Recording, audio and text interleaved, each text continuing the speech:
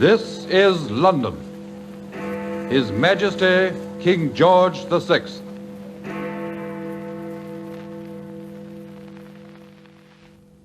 Let us remember the men in all the services, and the women in all of the services who have laid down their lives.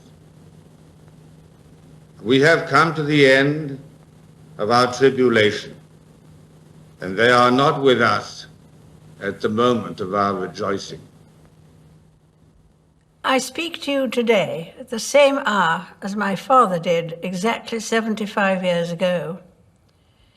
His message then was a salute to the men and women at home and abroad who had sacrificed so much in pursuit of what he rightly called a great deliverance. The war had been a total war. It had affected everyone, and no one was immune from its impact. Whether it be the men and women called up to serve, families separated from each other, or people asked to take up new roles and skills to support the war effort, all had a part to play. At the start, the outlook seemed bleak, the end distant, the outcome uncertain. But we kept faith that the cause was right. And this belief, as my father noted in his broadcast, carried us through. Never give up, never despair. That was the message of VE Day. I vividly remember the jubilant scenes my sister and I witnessed with our parents and Winston Churchill from the balcony of Buckingham Palace. The sense of joy in the crowds who gathered outside and across the country was profound. Though while we celebrated the victory in Europe, we knew there would be further sacrifice. It was not until August that fighting in the Far East ceased and the war finally ended. Many people laid down their lives in that terrible conflict.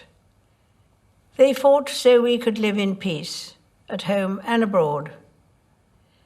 They died so we could live as free people in a world of free nations. They risked all so our families and neighborhoods could be safe. We should and will remember them.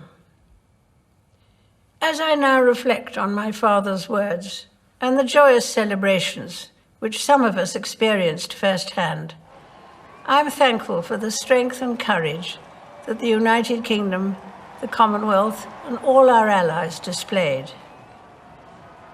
The wartime generation knew that the best way to honor those who did not come back from the war was to ensure that it didn't happen again. The greatest tribute to their sacrifice is that countries who were once sworn enemies are now friends, working side by side for the peace, health, and prosperity of us all.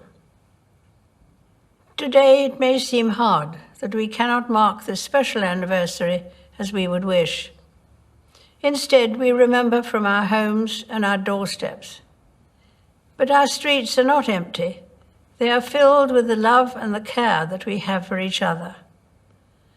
And when I look at our country today and see what we are willing to do to protect and support one another, I say with pride that we are still a nation those brave soldiers, sailors, and airmen would recognize and admire. I send my warmest good wishes to you all.